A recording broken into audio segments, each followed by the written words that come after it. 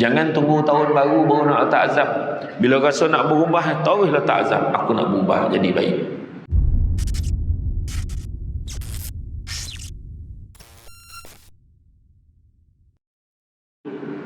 Makna dunia mendapat.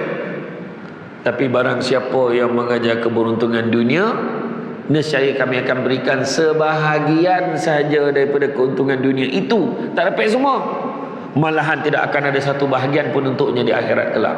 Sebenarnya tuan-tuan nak kerja akhirat. Kerja akhirat, datang semayang kat masjid, dapat jumpa Samsul depan. Contoh. Kan burak-burak dalam balik jumpa kawan. La ilaha illallah, lama tak jumpa. Jumpa kawan lama, rupa dia pula boleh tolong kita settlekan masalah kita. Masalah dunia selesai lah. Selesai. Nampak tak? Itu sebabnya. Sebab apa? Sebab kita meletakkan kebergantungan kita kepada akhirat, insya-Allah. Kebergantungan kita kepada selain daripada manusia. Kepada apa? Kepada Allah. Bergantung pada Allah, kita takkan kecewa. Bergantung pada manusia, tentu-tentu kebanyakan masa kita akan kecewa. Dia je boleh tolong kita dapatkan kerja ni, contoh. Sekali tak dapat, kita marah orang. Bergantung pada manusia. Saya yakin yang dalam masjid yang datang hari ni dah banyak kali dah kecewa dengan manusia. Tentu tak? Kecewa sebab terlampau berharap pada dia. Kita terlupa yang manusia ni pun digerakkan oleh Allah. Kalau Allah tak bagi kemampuan pada dia, kita pun tak dapat apa-apa. Contohlah dalam urusan minta kerja lah, minta kerja kosong. Minta kerja kosong dekat bahagian HR Human Resource tu ada cenia permohonan. Yang nak ambil kerja 5 orang . Dia tengok kat borang tu, ni okay, boleh. Ni boleh dipertimbangkan. Yang satu tu terlopeh pula. Borang tu terlopeh masuk bawah almari. Kita tak dapat tu. Contoh. Yang tak bawah almari bukan salah dia semata-mata, tapi Allah tak izinkan dia dapat kerja. Kalau kita bergantung manusia, kita akan maki hamun orang yang menyebabkan kita punya permohonan jatuh bawah almari tu. Tuan-tuan, ni cerita betul, tuan-tuan. Bila kita berharap pada manusia dan kita rasa dia saja yang boleh tolong kita, maka kita akan kecewa. Tu antara benda yang kita kena faham. Maka kita kena muhasabah diri kita dan berusaha untuk memperbaiki diri, mempertingkatkan amalan. Maka sudah tentulah dalam amalan ini, sudah tentulah yang paling baik sekali adalah kita cuba untuk improve apa? Memperbaiki apa? Memperbaiki amal ibadah kita. Memperbaiki amal ibadah kita, tengok status quo kita ke mana. Semayang, ke mana semayang? Kau semayang tak? Tak semayang sebelum ni. Sekarang macam mana? Alhamdulillah 2019 2020 full semayang. Sebab duduk rumah, tak pergi mana-mana. Semayang tarawih full, tak pernah berlaku dalam sejarah hidup dia. Full. Dia keluar beli barang, anak telefon, "Bah, kita orang nak ambil wuduk dah, nak tunggu abah ke atau kita orang semayang dulu?" "Tunggu abah balik." Dia tak bagi. Imam besar tak bagi semayang dulu. Tunggu abah sampai. Abah sampai pun boleh semayang sesama. Kalau tak boleh. Tu hikmah. Nampak tak? Masa itulah baru abah sadar.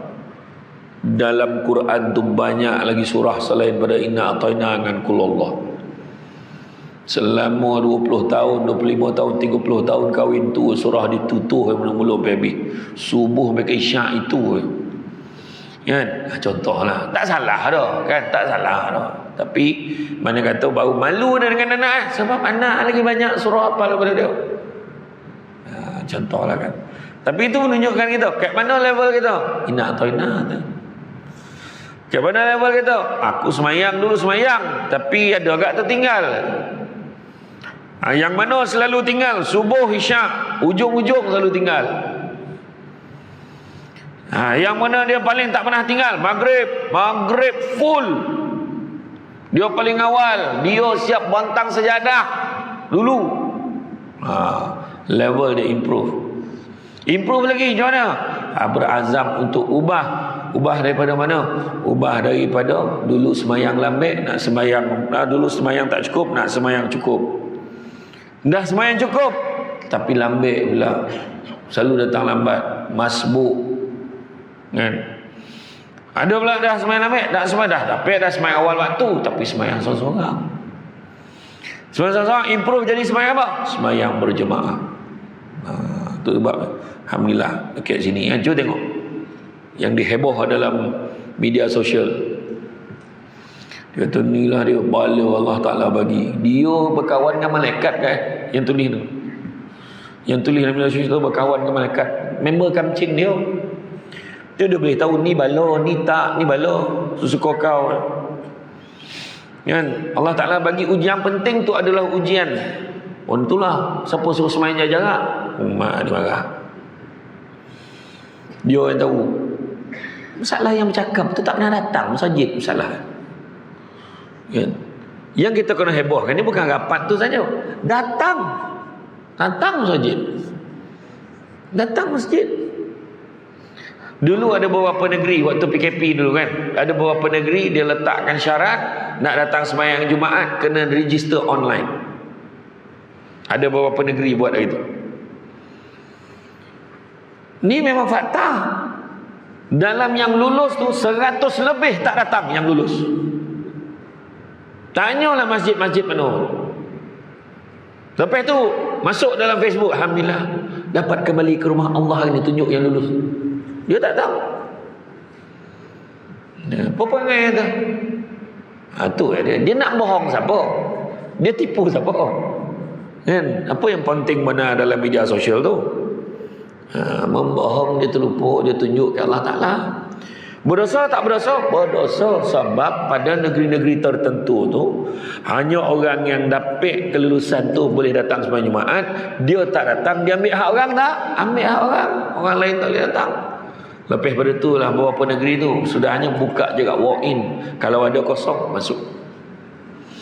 Inilah hakikat realiti yang kita kena tolak. Tengok level kita ke mana, kedudukan kita ke mana. Sekarang ni ada orang satu tu membanding-bandingkan ustaz ni cakap ni, ustaz ni cakap ni. Saya tak masuk dalam tu sebab saya saudara Syamsul Debat, dia tak masuk kategori ustaz. Ustaz ni cakap ni, ustaz ni cakap ni, ustaz ni betul, ustaz ni tipu, ustaz ni tak betul. Apa betul? Kalau ikhlas, jumpalah ustaz tu, share lah, bagilah pandangan, tukar-tukar pandangan dan fikiran. Kan macam tu orang lain pening. Tu belum cerita lagi semayang kalau macam ni kaki 99 Makkah. Dia lah tahu. Kalau tangan macam ni dapat 5 Makkah lah. Bayangkan dia lah bagi Makkah ke apa. Parah tu tuan-tuan. Macam mana tak pening orang sekarang ni tengok media sosial. Pening. Kan? Malahan kita ni kena ingat, janganlah kita membuang masa. Kita nak menuju masuk sana.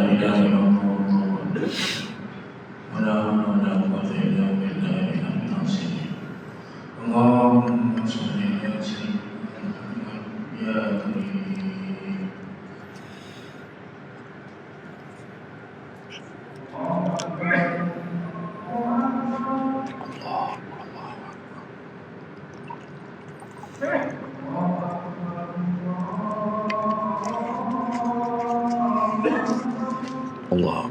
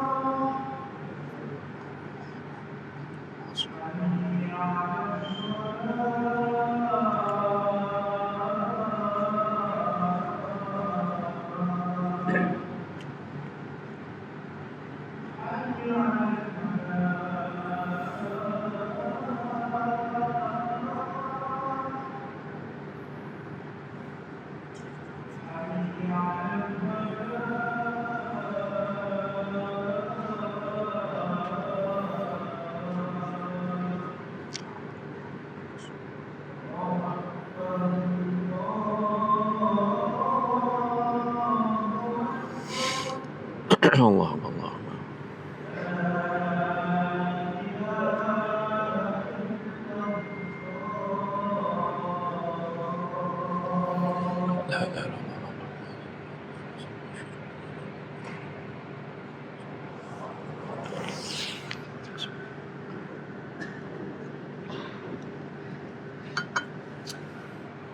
Okey, sambung ya. Jadi robotlah peluang yang ada. Tengok berdasarkan apa yang kita dah nampak, mana yang kurang, mana yang boleh improve lah sampai. Contoh yang paling orang marah bila saya sebut contoh, bukan orang sini lah, tempat lain. Bila saya sebut contoh rokok. Contoh kan. Dah macam-macam kajian buat dah. Kotak rokok, insya-Allah tak gambar jantung terbakar pun ada orang. Tapi macam tu dia beli rokok. Kalau silap-silap lah beli rokok tu kena beli ambil batang rokok tu kek mayat lah. Contoh kan tu kek mayat tapi tak bau busuk, tapi tak orang tak beli rokok tu. Kan? Dah tahu dah dia tak membawa kebaikan, tapi saya selalu pesan, saya kata saya faham bukan senang nak berhenti rokok. Tapi apalah salahnya kalau ada usaha kita nak berhenti rokok. Kan? Sebab kita tahu benda yang mendatangkan mudarat ni dah beberapa negara dah keluarkan fatwa memang haram rokok, tak salah. Kan? Melainkan hisap rokok tanpa dibakar. Siapa yang kena kunyah rokok tu. Sekarang ni rokok ni cuba kita kurangkan. Contoh, ada seorang kawan saya mari hisap rokok sangat banyak. Dia kira habis dia bersambung. Habis macam tu. Habis sambung. Satu hari dalam 30 batang sehari. Nah, ni cerita betul. Cuba kita kurangkan. Minggu ni 30, minggu depan 29 batang sehari. 29. Minggu satu lagi 28. Tu paling tahu lah tu usaha dia. 28 batang sehari, 27 batang sehari. Dia akan sampai masuk. Biarlah dia tu manalah tahu tiba-tiba padam, dicabut nyawa dalam usaha dia ikhtiar nak berhenti. Daripada kita dengan penuh ego kata, tak apalah, orang lain tak sokok pun mati lah, kata kan. Ego, sombong. Tu sebenarnya kita kena faham. Robot peluang. Dan muda sebelum tua, sehat sebelum sakit, kaya sebelum miskin, mas lapang sebelum sibuk, hidup sebelum mati. Dan ada satu penulisan Hamka yang bertajuk Terlena. Apa kata Buya Hamka? Waktu berlalu begitu pantas menipu kita yang terlena, kata. Belum sempat berzikir di waktu pagi, hari sudah menjelang siang. Belum sempat bersedekah pagi, matahari sudah meninggi. Niat pukul 9 pagi hendak solat duha, tiba-tiba azan zuhur sudah terdengar. Teringin setiap pagi membaca satu juzuk Al-Quran, menambah hafalan satu hari satu ayat, itu pun tidak dilakukan. Rancangan untuk tidak akan melewatkan malam kecuali dengan tahajud dan witir, walaupun hanya 3 rakaat, semua tinggal angan-angan. Beginikah berterusannya nasib hidup menghabiskan umur, berseronok dengan usia, lalu tiba-tiba menjelmalah usia di angka 30. Sebentar kemudian 40, tidak lama terasa menjadi 50, dan kemudian orang mula memanggil kita dengan panggilan Tok Wan, Atuk ataupun Nenek, menandakan kita sudah tua. Lalu sambil menunggu sakaratul maut tiba, diperlihatkan catatan amal yang kita pernah buat. Astaghfirullah, ternyata tidak seberapa sedekah dan infak, cuma sekadarnya. Mengajarkan ilmu pun tidak pernah ada. Eratkan silaturahim tidak pernah dibuat. Justru apakah roh ini tidak akan melolong, meraung, menjerit menahan kesakitan di saat berpisah daripada tubuh ketika sakaratul maut? Hati berkata, tambahkan usiaku ya Allah, aku memerlukan waktu untuk beramal sebelum kau akhiri ajalku. Belum cukupkah kita menyia-nyiakan waktu selama 30, 40, 50 atau 60 tahun? Perlu berapa tahun lagi kah untuk mengulang pagi, siang, petang dan malam? Perlu berapa minggu, bulan dan tahun lagi agar kita bersedia untuk mati? Kita tidak pernah merasa kehilangan waktu dan kesempatan untuk menghasilkan pahala. Maka 1000 tahun pun tidak akan pernah cukup bagi orang-orang yang terlena. Ada ayatnya. Mendalam benda tu tepat sekali. Kita 24 jam pun tak cukup. Kan?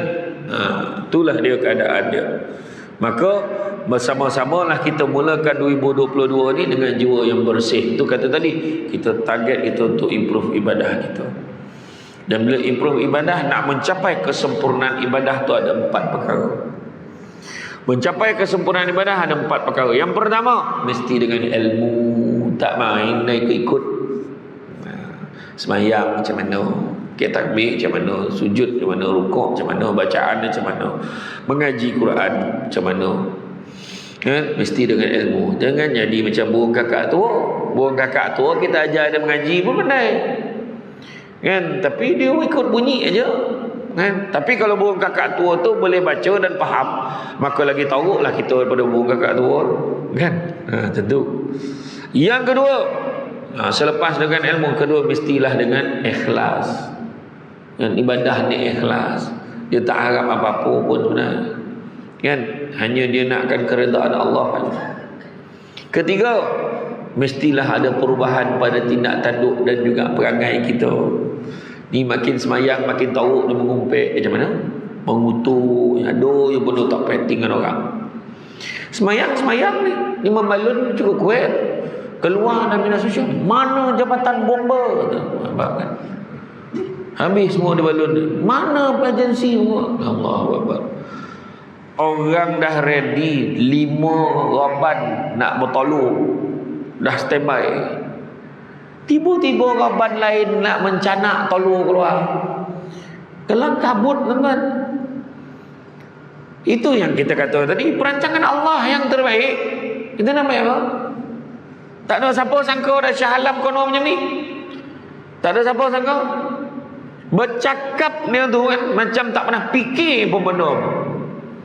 Bukanlah saya nak apa, kesian. Ni petugas-petugas kita tak cukup. Ni Kek Ulu Langat, berapa ramai bantuan nak masuk tak boleh, tanah dah mondap. Kan? Tapi kita bercakap macam kita ni tahu semua. Ustaz Jafri pula kono semalam. Ustaz Jafri kono malam 2 lepas. Ustaz cakap ustaz tak tolong pun. Ustaz tu tak share dalam Facebook. Ustaz tu tak share dalam Instagram. Kau boleh balon dia. Macam mana? Seolah-olah dia tu dah jadi malaikat dan nampak dah semua benda orang buat tak buat. Segala manusia yang dia boleh patik nama, dia lupa tentang dosa pahala. Baik kau tengah kutuk orang tu, kau mati sekarang tak sampai minta maaf macam mana? Macam tu je kamu. Betul lah. Orang balon dia jekit masjid ni duit banyak, program tak ada. Kan tu. Sadap bercakap kan, bukan masjid sini lah, tempat lain. Jawab balik kat dia, program banyak kau yang tak ada. Macam tu jawapan dia. Kan?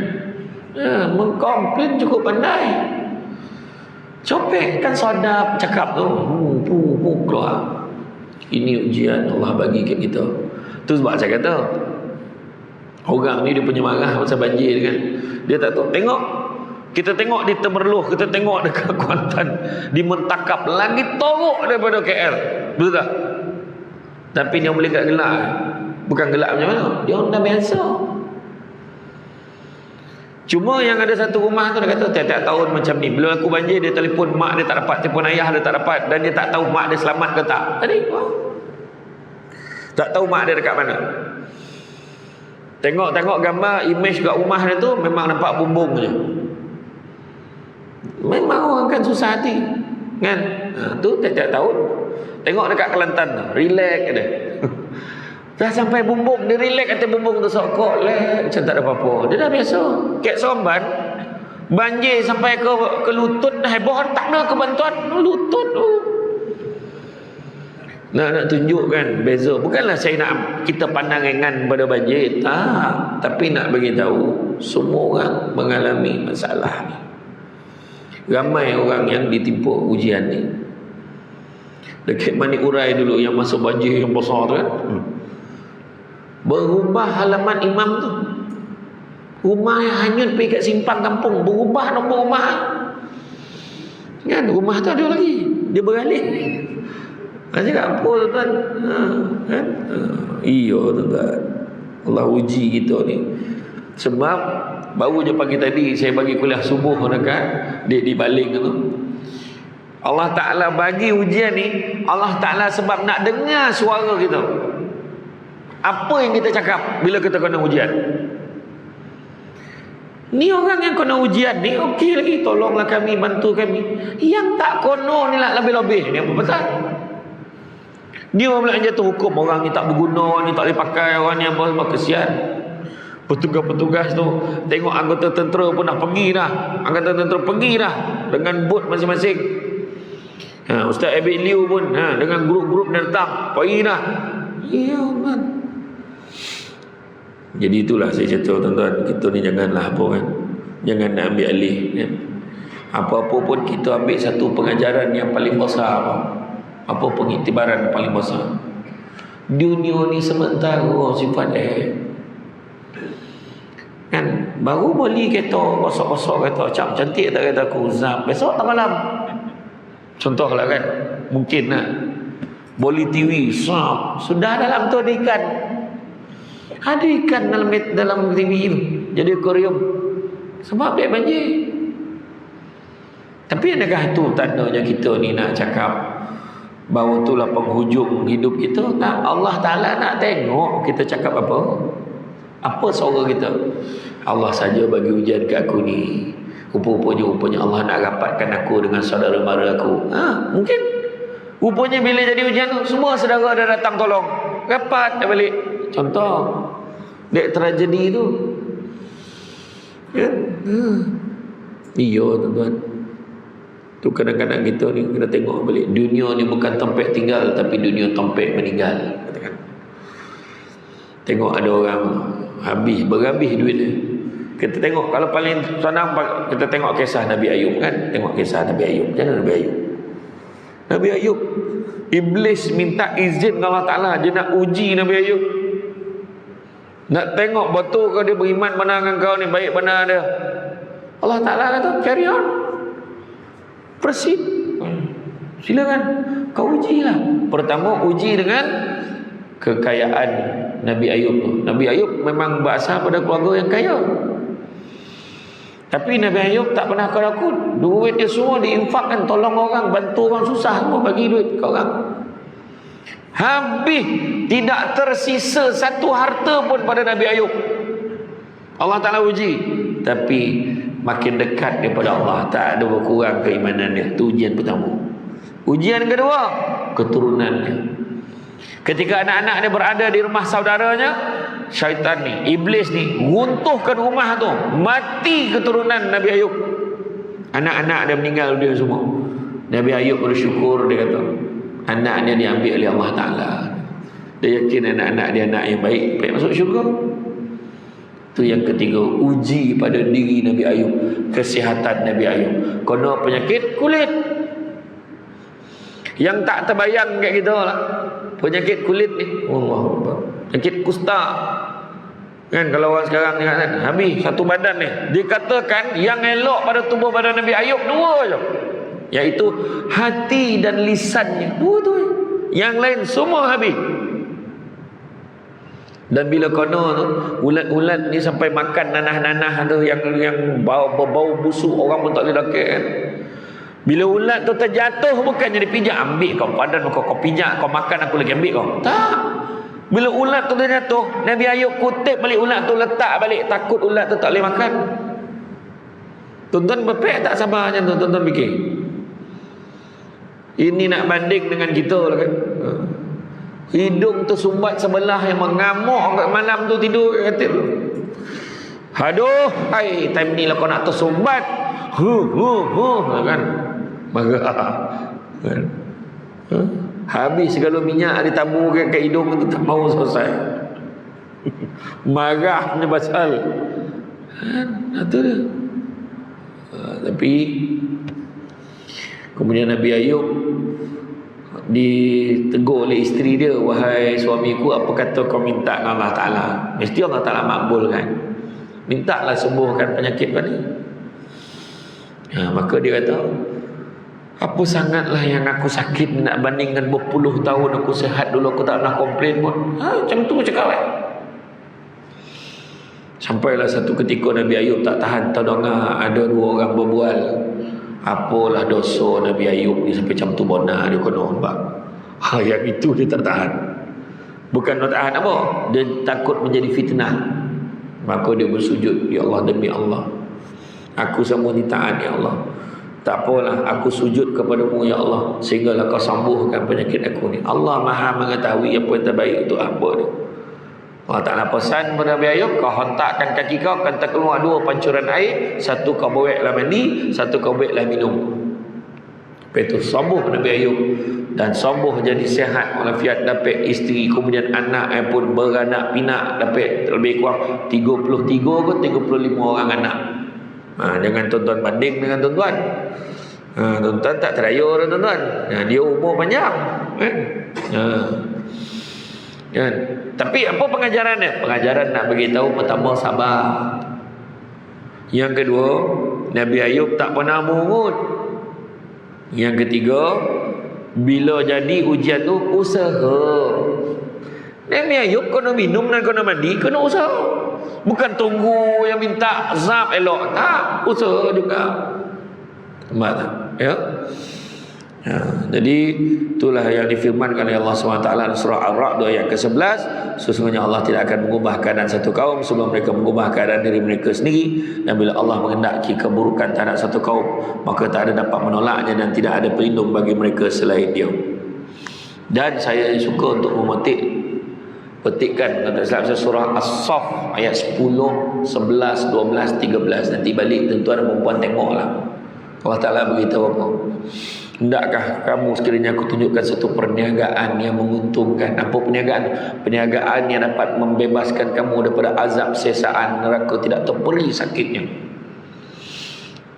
Apakah perniagaan itu? Maka Allah explain lagi dalam surah tu. Allah Ta'ala ni lebih kurang lah Allah Ta'ala explain, iaitu berjihad membela agama Allah dengan 2 perkara.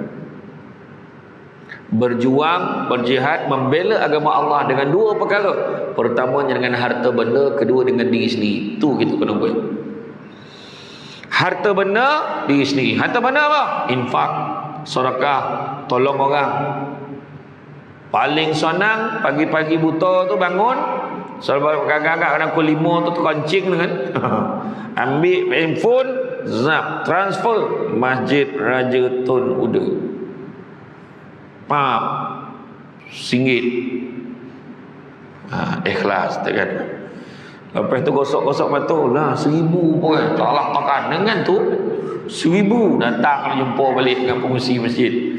Minta pulang balik lah 900 lebih tu tekan. Asam betul. Contohlah, pada pagi sedekah.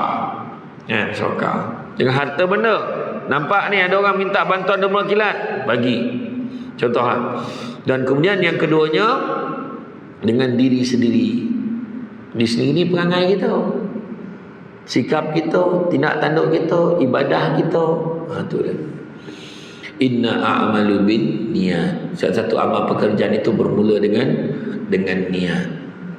Itu tadi mencapai kesempurnaan ibadah tu. Yang keempatnya adalah niat. Niat tu penting. Itu sebab kalau kita tengok dalam peristiwa hijrah Nabi itu, niat. Dalam sabar-sabar peristiwa hijrah tu, benda yang paling fokus utamanya adalah niat. Nak memperbetulkan niat itu. Kalau tidak jadi sia-sia. Sebab apa sia-sia? Simple je. Kita bandingkan umur kita dengan umat terdahulu, kita ni memang pendek umur. Macam tu je. Berbanding contoh umat Nabi Nuh 950 tahun. Tuan-tuan bayanglah 950 tahun. Kalau kita lah 950 tahun, saya rasa kosong saja ni. Silap-silap yang pasang kamera ni pun kata, Ustaz dah habis kan, tolong tekan off. Dia pun tak dengar. Contohlah kan. Contohlah. Tak, maksudnya umur kita tak panjang. Dan dalam umur tak panjang, kita pula ibadah tak macam orang dulu-dulu. Ketika peristiwa Isra dan Mi'raj, Nabi naik ke langit, satu langit kita jumpa dengan Nabi Ibrahim. Salah satu pertemuan tu bertemu dengan Nabi Ibrahim. Ringkas cerita. Nak dengar cerita penuh, Isra Mi'raj tahun depan ada umur, panggil saya lagi. Contoh saja kan. Mana dah ada satu ceramah nak boleh panggil dah. Bertemu Nabi Ibrahim kata apa? Aku tak pernah tengok umat yang paling miskin sekali umat kau lah wahai Muhammad. Miskin? Kenapa lah? Koreng. Apa maksud kau? Umur dah lah tak panjang, pemalas beribadah. Tu Nabi Ibrahim juga. Itu terjemahan dia, tak ada cakap ni 9 dah. Terjemahan ni. Kan ada orang petikai kan suruh buat pembongak kata. Hello, tak ni terjemahan dia. Umur dah lah tak panjang, pemalas beribadah. Ngaku tak? Saya ngaku tak? Ngaku. Cuba malam tadi logo dia. Dengan imam Bismillahirrahmanirrahim. Wailul likulli humazatil lumazah. Surah baca kan. Okeylah. Tak panjang nak malam ni. Ya, logo cuba tiba-tiba dia ambil alif lam mim yang belakang dah mula dah.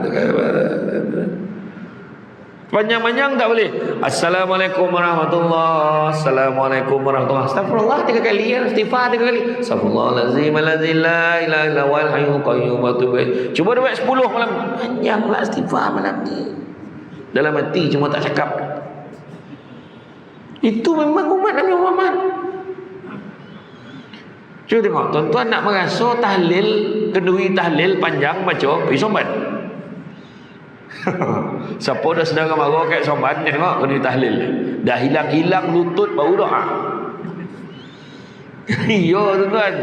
Kata apa? Arwah Datuk Mufti dulu Syekh Murtada dulu. Dia kata barulah berbaloi udang galah kat dapur tu. Ya dia tak kita la ilaha illallah, la ilaha illallah 33 kali. La ilaha illallah, al-Fatihah. Dah terangkit koning mantan darah lepas ni tu kan. Dia betul zikir panjang. Tak, bukan apa. Bila kita sebutkan tentang zikir tu, kawan kita tu pun tak banyak lagi kita bandingkan dengan sahabat. Itu istighfar katalah 3 kali. Ambillah 10 kali. Kali 5 orang waktu baru 50. Sahabat-sahabat paling busuk pun, bukan busuk lah, paling sikit lah 70,000 kali sehari. Macam mana tu? Bukan tak tahu Nabi lah apa. Siapa yang mengamalkan istighfar setiap hari, yang pertama akan dijauhkan daripada bala dan musibah. Kedua akan dilapangkan daripada segala kesempitan. Ketiga akan akan datangkan rezeki pada jalan yang tidak disangka-sangka. Tahu ke tak tahu tu? Tahu tak? Tahu. 3 orang baca tu lepas sembahyang.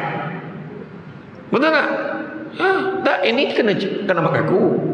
Jadi itu sebab bila Nabi Ibrahim kata umat kau tu kuih koring, umur dah tak panjang tapi pemalas beribadah, Nabi Ibrahim bagi pula saranan. Suruhlah umatmu menanam tanaman syurga. Apakah dia?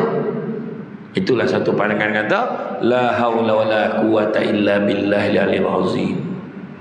Satu lagi subhanallah alhamdulillah wala ilaha illallah wallahu akbar wala haula wala quwata illa billahil azim. Itulah dia haukil khazanah pada syurga yang diturunkan hanya untuk umat Nabi Muhammad sallallahu alaihi wasallam sahaja. Ni buat la haula wala pun tak marah yang umpan. La haula wala quwata illa billahil azim. Mudah baik sekotol. Contohlah kan. Jadi makna kata ni pesan ni bukan pesan untuk tuan-tuan ni, untuk saya juga. Ya. Jadi sama-sama lah kita improve. Sebab apa? Memperbaiki solat kita, khatam Quran, bersolat jemaah di masjid, meninggalkan perkara-perkara maksiat, bercakap benda yang sia-sia. Ni bercakap benda sia-sia ni yang paling banyak sekali sekarang. Nak pula sekarang ni, kalau kita tengok Abdullah As-Samarkandi sikit ya, kita faham dan nak sampai ujung dulu. Abdullah As-Samarkandi kata tanda takut pada Allah. Kita buka kitab Mekah Syafatul Qulub, penenang jiwa daripada Imam Al-Ghazali, ada 7 perkara Abdullah As-Samarkandi kata takut pada Allah. Pertama, terlihat pada lisan dia. Lisan dia tak cakap benda yang bukan. Lisan ni ada 2 pula sekarang ni. Lisan berlidah dan lisan berjari. Yang berjari itu yang kita type dalam media sosial. Kadang-kadang kat masjid nampak bangang yang muka dia. Tapi bila menaip, ya Allah, membalun tak cukup muka orang. Umur dia bagi. Lisan. Ketahuilah lidah kita ni bila lahir adalah anggota yang lambat berfungsi. Tapi bila mati, masuk dalam kubur, lidah adalah anggota yang paling awal sekali hancur di dalam kubur. Amanah lidah ni kena jaga. Orang perempuan berhentilah bercakap, saya ni mulutnya jahat, hati baik, tak ada mana orang. Kalau hati kau baik, mulut pun kena baik. Faham? Ya, cakap elok dengan suami. Suami dah lah menurut kajian umur tak panjang. Ya, tu sebab kelas kuliah duha muslimah ramai Pernah dengar kuliah duha muslimat? Kuliah duha muslim orang lelaki ya? Tak ada. Sebab dia fokus maghrib. Sebab seorang lelaki ni dia jarang, dia memang bangun malam sampai pukul 3-4 pagi lah. Ya kan? Tengok bola Liverpool main malam tadi macam tu. Tahajud dia kan. Dah maksud sekali orang perempuan dia umur panjang. Menurut kajian. Jadi orang perempuan sebabkan umur perempuan panjang, layan suami elok. Bila-bila masuk ni. Faham tak? Kadang cakap tak bergunanya lelaki, mati lagi baik. Sekali mati marah orang tu. Cuba cakap elok-elok. Abang dah balik dari masjid ya. Abang nak makan apa? Cakap ya. Macam tu. Elok-elok cakap. Nak gaduh je bodoh. Abang pergi mana tadi bang? Bang pergi tu. Pergi BSA nya. Pergi ke? Bang pergi Plaza PKNS. Abang naik kereta mana? Kereta tu lah bang bawa. Abang jangan lupa tau kereta tu nama siapa? Mak basuh. Kereta nama siapa? Cakap luruh macam tu kata. Contoh dia cakap senyum tapi biso yang tak payah nak cakap lah. Itulah. Pertama lisan. Kedua pandangan mata, pandang elok-elok. Ketiga pada hati. Hati ni buang perasaan tamak, buang perasaan dengki, buang perasaan sombong. Ni tiga-tiga ni tak dapat suraikan sekarang ni. Kalau panggil satu ceramah lagi, dah 2 ceramah kalau panggil. Kemudian jaga apa? Jaga perut yang kompek. Perut ni apa? Jangan benarkan benda-benda haram masuk ke dalam perut kita. Improve. Cukuplah dulu-dulu kalau mungkin ada pernah yang kita tak perasan. Kojo lah kat pejabat. Berminta dengan Cina tu. Tak ada limau orang tahu ni. Apa torok benar maruah kau sampai senipis kulit limau. Tapi jalan melambat murah kau boleh balik. Kenapa kau mesti minta dengan Cina tu? Nak cakap betul? Siap dia bagi. Kita kawan-kawan mah. Dia bagi. Dia akan cerita sampai kau pencen dengan cerita pasal limau tu. Ya amin. Dia cakap betul. Kalau betul dia ikhlas, kau bagi semua penduduk-penduduk dalam Syarab ni baru cerita. Dia bagi semua yang pegawai tu. Semua ada kepentingan. Benar? Tu cerita. Saya selalu cakap, saya baru je sebut cerita tu dekat Dewan MSA baru ni pasal tajuk integriti. Saya cakap. Ni cerita betul. Dan hakikatnya nak mana kata jaga benda masuk dalam perut kita ni. Nabi kata cari rezeki yang halal, sesungguhnya yang halal itu cukup buat kamu. Itu pertama. Kedua Nabi kata apa? Orang yang paling kaya adalah orang yang merasa cukup dengan apa yang dia ada. Itu kedua. Yang ketiga Nabi kata barang siapa yang membenarkan benda-benda haram masuk ke dalam perutnya, nescaya malaikat akan melaknatnya selama sesuai selagi mana benda-benda haram itu ada di dalam perutnya. Apa? Iya tuan-tuan. Apa tuan-tuan? Gaya hidup. Kebanyakan yang jadi terlibat dengan rasuah ni gaya hidup. Tuan-tuan jangan minta jadi kaya, minta jadi bahagia. Bahagia ni cukup. Bini taklah lawa benar dah, saya sengit muka, tapi lawa kat kita. Sampai mati kita senang dengan dia. Habis itu. Walaupun kita tak dapat macam Nilofa, tak dapat macam Fazura, kan? Tertutup lampu sama. Tak ada menyalur muka tu dah. Tak ada. Kan? Tak ada menyalur muka. Cerita betul. Tanya piuris tu. Menyalur ke muka Nilofa tu tutup lampu? Tak ada dah. Kan? Iya, ni cerita betul. Sebab kita tengok kan Allah uji kita ni macam-macam. Macam-macam Allah uji kita. Gaya hidup berapa? Nak kereta besar. Samsung debat naik tadi naik Aziai. Hampir tak bagi parking tadi. Kan? Ya, ada apa? Bawa serbat ya. Sana. Iyo tuan-tuan. Tak ada apa, okey. Bukan tak ada kata puasa sikit, ada lah kan. Naik juga. Tapi yang kata kocik selesa, okey ya. Kan? Macam itulah. Ya tuan-tuan, jangan kita pening-pening kepala. Hidup seadanya. Kan? Seadanya. Kan? Begitu juga seterusnya. Lepas paut apa? Tangan. Tangan kita banyak bukan bantu orang. Kemudian seterusnya apa? Langkah kaki kita. Melangkah ke tempat yang baik-baik, kata Boles. Datang ke masjid. Tiba-tiba Allah ambil nyawa gitu. Bila dia meninggal, ke masjid tengah-tengah ceramah. Lah. Bagus betul arwah ni. Bila dia meninggal, tengah siap-siap nak pergi masjid. Elok juga. Bila dia meninggal, baru balik datang masjid. Bila dia meninggal, dalam perjalanan ke masjid. Bila dia meninggal, dalam perjalanan balik daripada masjid. Elok situ. Melangkah tempat-tempat yang baik. Dan yang ketujuh, menjaga ketaatannya pada Allah dan Rasul. Jadi, tuan-tuan dan puan-puan sekalian, yang penting sekali kita muhasabah diri kita dan improve. Kalau tidak, 2021 berlalu, 2022 pun macam tu juga jadi. Jangan kita biarkan ia berlalu sia-sia. Jangan benarkan ia berlalu sia-sia, sebab kita belum tahu lagi sama ada kita berkesempatan lagi untuk mencapai banyak lagi hari kita. Jangan tunggu tahun baru nak letak azab. Bila rasa nak berubah, terus letak azab. Aku nak berubah jadi baik. Sekarang juga aku nak ubah jadi baik. Ya, macam itulah. Jadi itulah dia tuan-tuan. Saya ucap terima kasih banyak di atas kesudian mengundang saya pada hari ini, dan bantulah tuan-tuan. Kita sama-sama bantu sahabat-sahabat kita dalam Selangor ni, dalam KL ke mana ke. Kalau tak mampu pergi, hulurkan duit, transfer lah, bagilah. Kalau mampu kirim pakaian, bagi pakaian yang baik-baik. Yang ada senarai ni, sahabat-sahabat dah bagilah. Baju dalam, kain dalam. Ada yang pun nak minta makanan dah banyak. Tapi dan keperluan-keperluan yang dia orang perlukan, dapur masak ni, dapur gas minta 150, ada yang minta 300 unit, bagilah tuan-tuan. Mana yang boleh bagi, ya. Jadi bantu. Jangan tanya apa yang orang boleh bagi ke kita, tapi kita tanya diri kita apa kita boleh bagi ke orang. Jadi itu saja daripada saya. Saya terima kasih banyak atas kesudian mengundang saya pada hari ini. Budak-budak membawa kalah nak menjolok buah berangan. Kalau ada silap dan salah, dikata tidak, dicaci jangan. Cuma sedikit makluman, Cik Luar